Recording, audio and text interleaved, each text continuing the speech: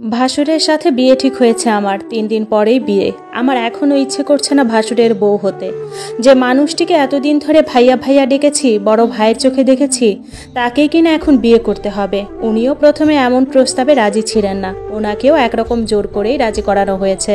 বাবা মা নেই আমার, নানা বাড়িতে বড় হয়েছি, দুঃখে দুঃখেই কেটেছে সারা জীবন। একটু সুখের আলো চেয়েছিলাম জীবনে, কিন্তু সে আলো জ্বলার আগেই নিভে গেল। ১.৫ বছর আগে বিয়ে হয়েছে আমার।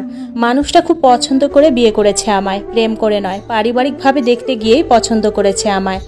আমার শ্বশুর শাশুড়িও আমাকে পছন্দ করেছিল ভীষণ। অনেকটা হুট করেই বিয়ে হয়ে যায় আমাদের। বিয়ের পর থেকে স্বামী অনেক ভালোবাসতো, যেন আমি চোখের আড়াল হলেও কষ্ট পেত। কিন্তু কে জানতো এমন দুর্ভাগ্য লেখা আছে কপালে। হঠাৎ হার্ট অ্যাটাক করে আমার স্বামী মারা যায়। বুঝিনি হার্ট অ্যাটাক করেছে। দুপুরে খেয়ে ঘুমিয়েছিল। সেদিন অনেক মেহমান এসেছিল বাসায়। আমরা সবাই রাতের রান্নায় ব্যস্ত। বিকেলের চা নিয়ে এসে ঘুম থেকে ডাকলাম, কিন্তু আর জেগে ওঠেনি, চলে গেছে চিরতরে। ও মারা গেছে ৩ মাস হলো। আমার নাম তিন্নি। বাবা মা মারা গেছেন ছোটবেলায়, দুজনেই চাকরি করতেন। অফিস থেকে ফেরার পথে এক অ্যাক্সিডেন্ট হলো। সেই অ্যাক্সিডেন্টে একসাথে দুজন চলে যান পরপারে। তখন আমার বয়স ২.৫ বছর। তারপরে ঠাঁই হয় নানা বাড়িতে। বাবা মায়ের চাকরি বেশি দিনের ছিল না, একরকম নতুন চাকরি। সামান্য কিছু টাকা পেয়েছিলাম পেনশন এবং এককালীন টাকা হিসেবে। সে টাকার বিনিময়ে নানা বাড়িতে মামারা আমায় রেখেছে, তবে কখনো কেউ ভালো ব্যবহার করেনি। আশ্রিতার মতো বড় হয়েছি। একটা সময় কিভাবে যেন আমার পেনশন বন্ধ হয়ে যায়। কি যেন কাগজপত্র নবায়ন করতে হবে, আরও যেন কি এমনটাই বুঝিয়েছে মামা আমায়। নিজে কৌশলের সব টাকা খেয়ে ফেলেছিলেন কিনা সেটাও জানি না, কারণ বাবা মায়ের মৃত্যুর পরে আমার বয়স কম থাকায় মামা অভিভাবকত্ব গ্রহণ করেছিলেন। এককালীন এবং পেনশনের টাকাও মামার দায়িত্বেই ছিল। তিনি কিভাবে কি করেছেন জানি না, শুধু বলেছে পেনশন বন্ধ হয়ে গেছে। সেই পেনশনটা বন্ধ হয়ে যাবার পরে চরম অবহেলার শিকার হই নানা বাড়িতে। যখন অনার্স সেকেন্ড ইয়ারে পড়ি তখনই বিয়ের প্রস্তাবটা আসে। মামা মামি তো আগে থেকেই বিয়ে দিতে উদ্গ্রীব ছিলেন। পাত্রপক্ষ আমাকে পছন্দ করলে বিয়ে দিয়ে দেয় তাড়াহুড়ো করে, যেন মাথা থেকে বোঝা নামিয়েছে। শেষ পর্যন্ত স্বামীটাও আমাকে রেখে চলে গেল। আমি এখন অনার্স 4th ইয়ারে পড়ি। ভেবেছিলাম অনার্স কমপ্লিট করে চাকরিতে জয়েন করব। কিন্তু শ্বশুর শাশুড়ি আমাকে কিছুতেই ছাড়তে চাচ্ছেন না, ভীষণ পছন্দ করেন আমায়। মামা বাড়িতেও থাকার মতো অবস্থা নেই। স্বামীর মৃত্যুর পরেও শ্বশুর বাড়িতেই থাকতে হচ্ছে। এখন তো বিয়ে ঠিক করেছে নিঃসন্তান ভাসুরের সাথে। আমি ভাবছি রীতা ভাবির কথা। আমার কত ভালো সম্পর্ক ছিল ওনার সাথে। তার স্বামীর সাথে বিয়ে হলে ওনাকেই মুখ দেখাবো কিভাবে? যদিও ভাবে শারীরিক সমস্যা ছিল, সন্তান হতো না। আরও অনেক অন্যায় করে বছরখানেক ধরে দূরে আছেন ভাসুরের কাছ থেকে। এখন তো সেই নিঃসন্তান ভাসুরের সাথে আমার বিয়ে দেওয়া হচ্ছে। রীতা ভাবি ভাবতে পারেন আমার স্বামীর মৃত্যুর পরেই ৩ মাস ভাসুরের সাথে আমার সম্পর্ক হয়েছে, কারণ ভাসুরও আমায় বিয়ে করতে রাজি হয়েছে। যদিও প্রথমে রাজি ছিলেন না, এখন তো রাজি হয়েছে। আর আমাকেও জোর করে রাজি করানো হয়েছে। শ্বশুর শাশুড়ি ননদরাই রাজি করিয়েছে আমায়। তবুও কেমন যেন লাগছে। ইচ্ছে করছে পালিয়ে যাই। কোথায় যাব, কি করব, কিছুই বুঝতে পারছি না। আমি কিছু কাপড় চোপড় গুছিয়ে রেখেছি, সুযোগ পেলেই পালিয়ে যাব। যদিও সবাইকে বলেছি বিয়েতে আমি রাজি, সন্দেহের ঊর্ধ্বে রাখতে এটা বলেছি। সিদ্ধান্ত নিলাম পালিয়েই যাব। আবার শ্বশুরবাড়ির এই মানুষগুলোর জন্যও খারাপ লাগে। ওরা অনেক ভালোবেসেছে আমায়, একদম নিজেদের মেয়ের মতো। তাই তো স্বামীর মৃত্যুর পরেও ওদের কাছেই আছি। নানা বাড়ি থেকে কেউ আমাকে ফিরিয়ে নিতেও চায়নি। এখানে তো এখনো ভালোই আছি, তাই ওদের মুখের উপর বিয়ের ব্যাপারে না বলতে পারিনি। আমার ভাসুরের স্ত্রীর নাম রীতা। আমার সাথে বেশ ভালো সম্পর্ক ছিল রীতা ভাবির। আমার স্বামীর মৃত্যুর পরেও ফোন আলাপ হয়েছে ভাবির সাথে। আমার বিয়ের পরে ৬ মাসের মতো আমরা একসাথে শ্বশুর বাড়িতে কাটিয়েছিলাম। উনি আপন বোনের মতো ভালোবাসতেন আমায়, কিন্তু ওনার মনের কথা কখনোই বুঝতাম না। আমার বিয়ের মাস ৬ পরে রীতা ভাবি পালিয়ে যান তার পরকীয়া প্রেমিকের সাথে। আমার ভাসুরের সাথে ৭ বছরের সংসার ছিল, বিয়েও করেছিলেন প্রেম করে। কিন্তু রীতা ভাবি বন্ধা ছিলেন। এই ব্যাপারটা নিয়ে মনস্তাত্ত্বিক সমস্যা ছিল। মনে হচ্ছে সমস্যা থেকে জড়িয়ে পড়েছিলেন পরকীয়ায়। কেউ কিছু বুঝে ওঠার আগেই পালিয়ে গিয়েছেন কলেজ লাইফের সেই প্রেমিকের সাথে। সেখানে বিয়েও করেছেন। আমার ভাসুরকে ডিভোর্স না দিয়েই বিয়ে করেছেন। ১ বছর হলো রীতা ভাবি চলে গেছে সংসার ছেড়ে। আমার ভাসুর নিজেও কিন্তু এখনও ডিভোর্স দেয়নি রীতা ভাবিকে। আমি আইন কানুন সম্পর্কে কম জানি। শাশুড়ি আমায় বলল অন্য পুরুষকে বিয়ে করলে এমনিতেই ডিভোর্স হয়ে যায়। আমার ছেলের সাথে রীতার এখন আর ধর্মীয়ভাবে কোনো সম্পর্ক নেই।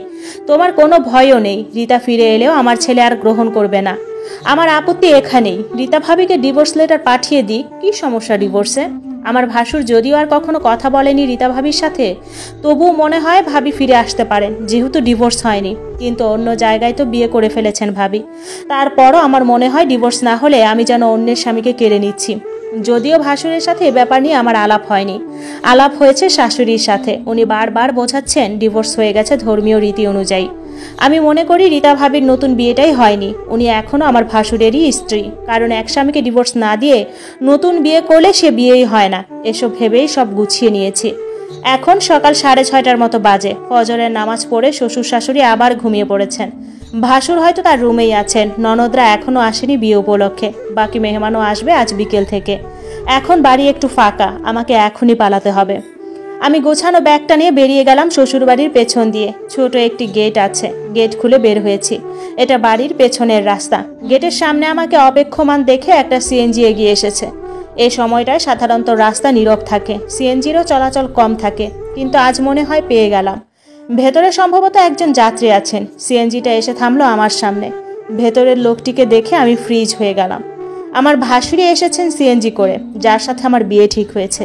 উনি নেমে গেছেন সিএনজি থেকে। এখন কি করব বুঝতে পারছি না। সিএনজিতে উঠে বসবো নাকি ঘরের দিকে ফিরে আসব, মাথা কাজ করছে না। ভাসুর কখনো আগ বাড়িয়ে তেমন কথা বলেননি আমার সাথে। সিএনজির ভাড়া মিটিয়ে দিলেন তিনি।